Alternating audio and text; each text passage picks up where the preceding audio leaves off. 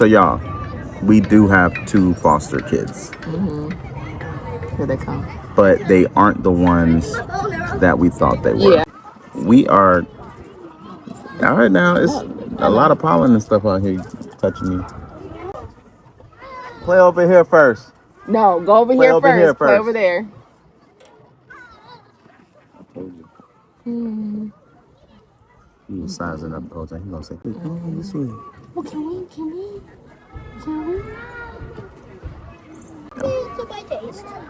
Hey, friends. Hey, y'all. Hey, so we don't have mics, so we hope you can hear us clearly. We are currently at the park. Welcome to a park conversation. The park for I don't even know how to say it. Park conversation. We're not built like that. Okay. But yeah, y'all. This is somewhat of a continuation from our last post. So y'all, we do have 2 foster kids. Here they come. But they aren't the ones that we thought they were. Yeah. And just one. Just one? Okay, what are you aiming at though? B? Okay, so be careful. But here, go ahead, take it. He has one. No, he has one. Okay, don't aim at people. If you see people in the background, don't aim that way. We will, but play over here first. We're gonna play in the water? Sure, we'll see. But let's play over here first. Hey, remember, no people. If it's people behind you, don't aim there. You gotta wait. Okay, be careful.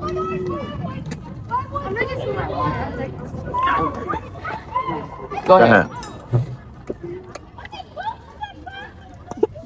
You okay? Slow down, baby. Hey, she's okay.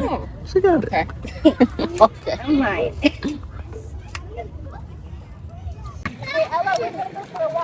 All right, y'all. So, we are currently at the park. I look like super black. But yeah, we're at the park. We don't have mics, so sorry if the volume is weird.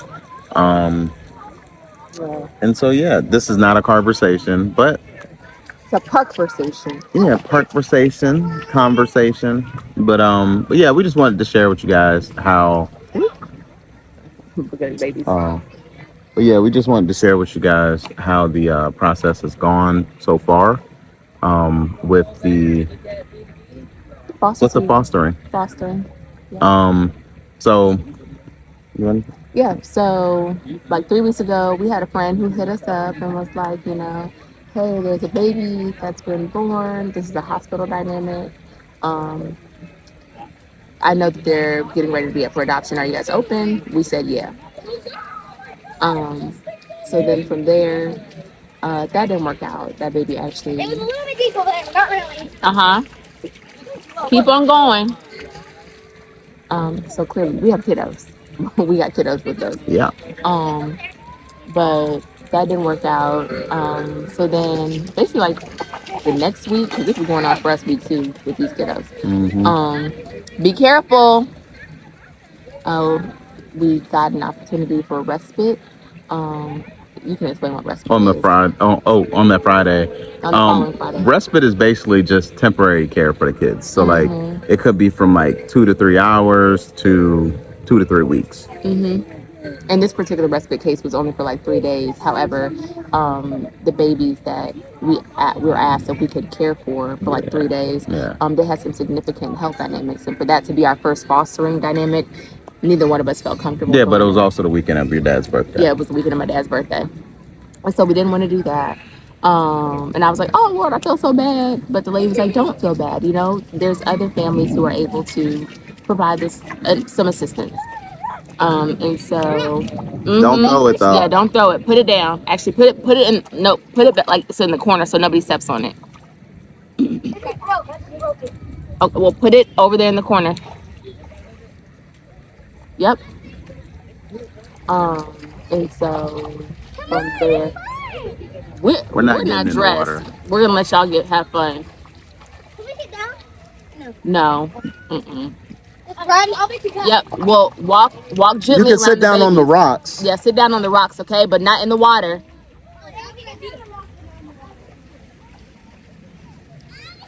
Okay, so that was respite. That was a Friday, but the same Friday, we actually had youth fellowship, and we had a call, or sorry, not a call. We got an Email. email from our caseworker, and she said there are a 5 and a 1. Sorry, not 5, a 3 and a 1 year old. Yeah.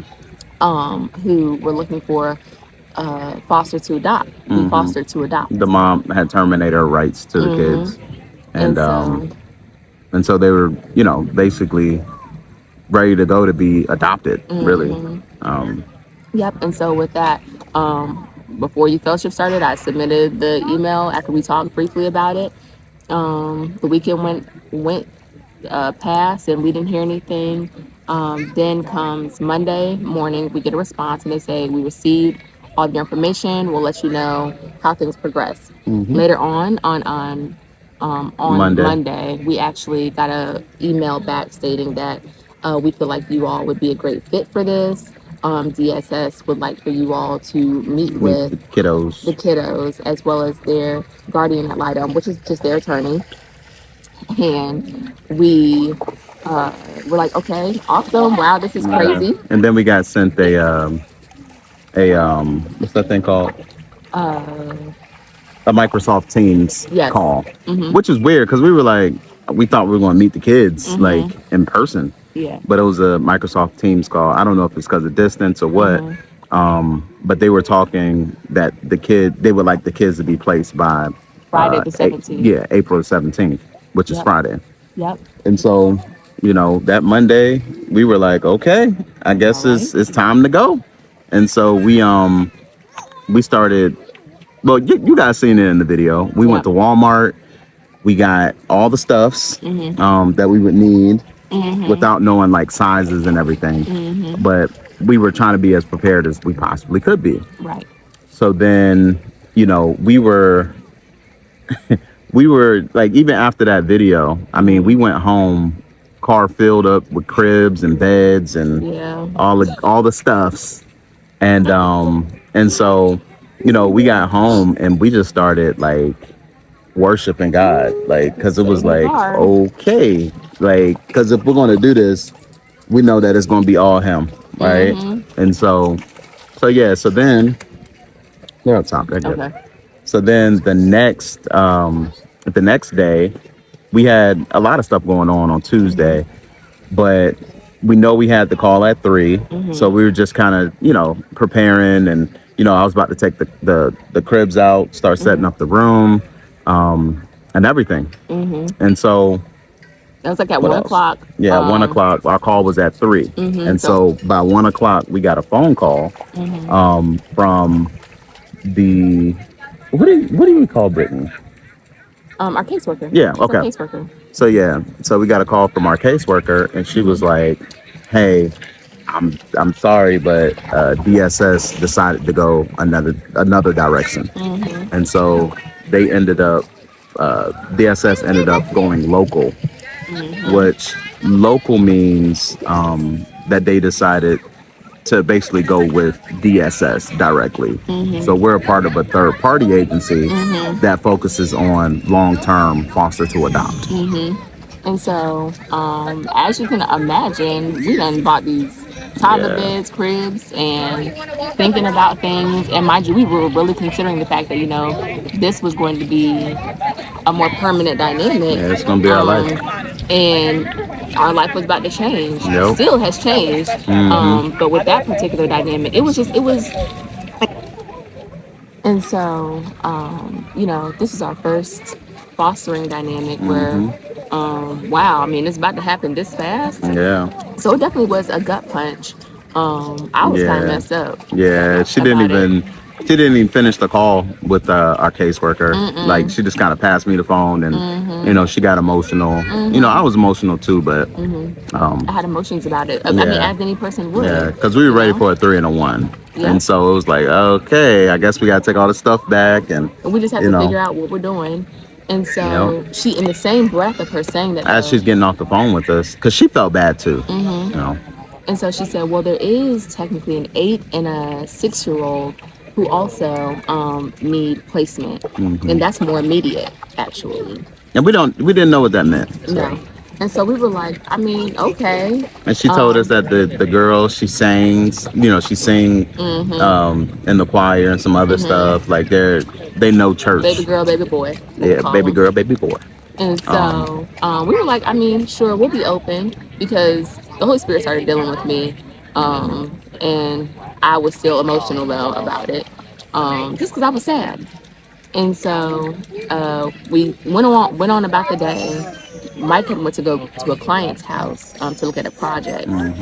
And as I'm there, I get a phone call. It's like probably we got off a call with her at 1, yes, around 1.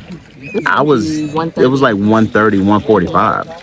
And so I get the call, and I'm literally with my client, and she was like, "Hey, Mr. Luckett, DSS wants to move forward." Yeah, and we were like, I was like, "What?" Like, they changed their mind about the 4 and the 1-year-old, Three, right? 3 and the 1-year-old, and she was like, "No, the 8 and the 6-year-old," and we're like, I'm literally like, okay, so I saw it as, I'm gonna go ahead and I'm gonna leave it up to my wife, because I knew she felt some type of way. I know she, it's okay, but I knew she was, pretty shaken up, and so I said, do me a favor, call my wife, and whatever she says, that's what we're gonna do.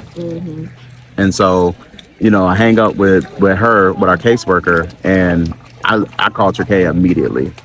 And, as I'm calling you, I'm telling you, like, hey, the 8 and the 6 are a go, like, whatever you want to do. And so, she's on the phone, like, as I'm talking to you, she's calling you. And so from here, I mean, it was all on you after that. So I was like, okay, this is interesting. And the Holy Spirit was still dealing with me and was like, are you going to be trifling? And because you didn't get a baby, like, not go through this process now? You signed up knowing that the goal of a foster parent, the goal of a foster parent is to bring about reunification between a child or children and their parents. And so,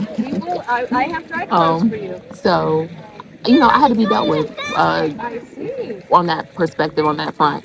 And so I listened, heard what their different dynamics were, and I said, so when is placement? And she said, today by 3 o'clock. Ma'am, what?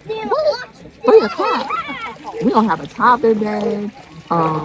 We don't have anything. We were thinking that because their siblings, even with that, with the 3 and the 1-year-old, they could have been in the same room. She said, we thought we had days. We thought we had days. No, we had.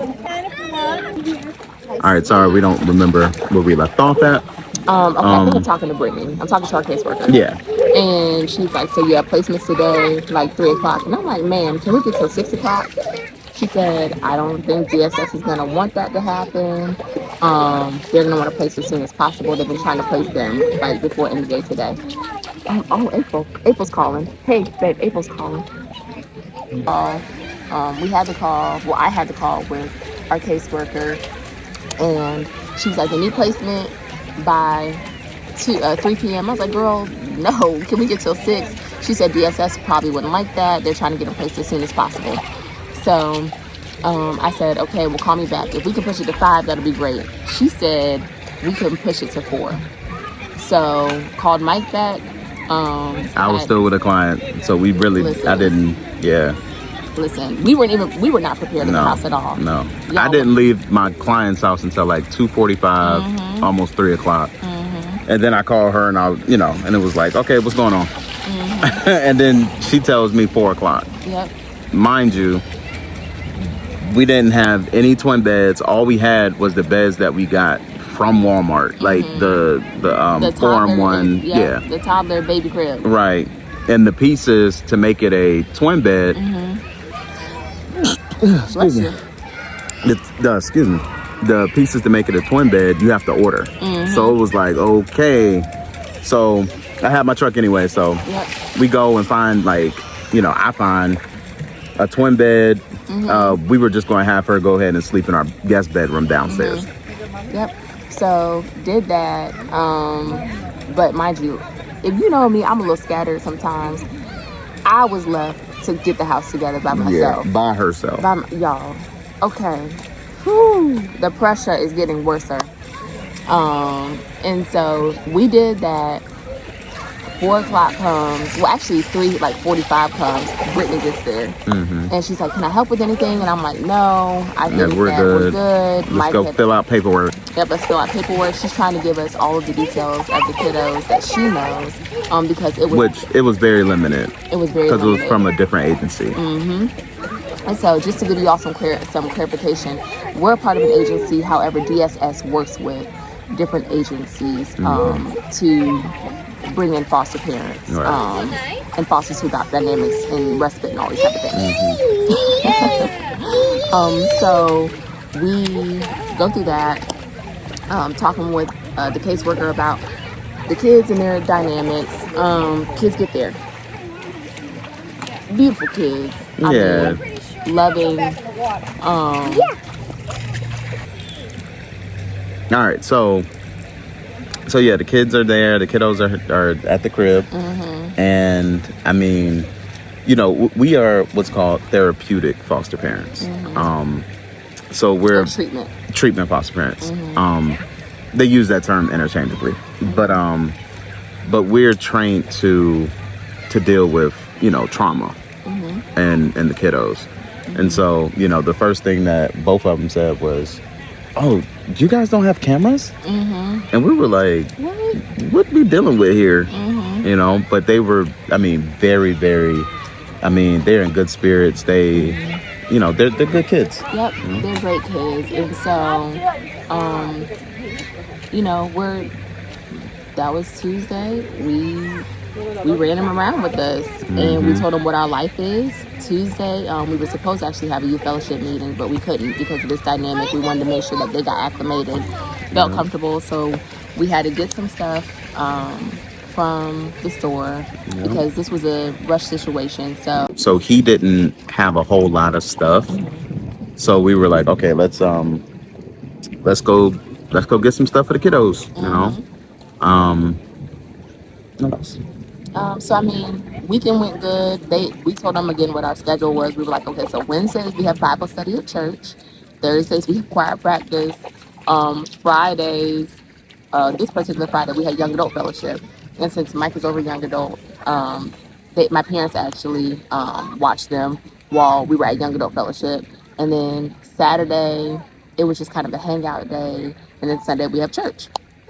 And so they were like, okay, cool. So we told them about how we go to church school in the morning or Sunday school. And then they get to go to the fellowship hall and go to the cafe and get donuts. They were excited. I mean, they've honestly, I will say they've become just an integral part in life in like less than a week, which is crazy. Which also just goes to show that God always knows the beginning, middle, and end. And so right now we're at the beginning. We don't know what it all looks like. No. But I mean, we're learning. I mean, this is the first one. I mean, we couldn't ask for a better placement, really. You know, I think if they were any younger, it would be crazy. I don't know. I don't know. Even though they'd be in the same room, that would be better. But I think that they just mesh well with what we have going on in our life right now. And we mesh well with what they have going on. Yeah. And we're able to spend enough time with them. Now they do have siblings. And we're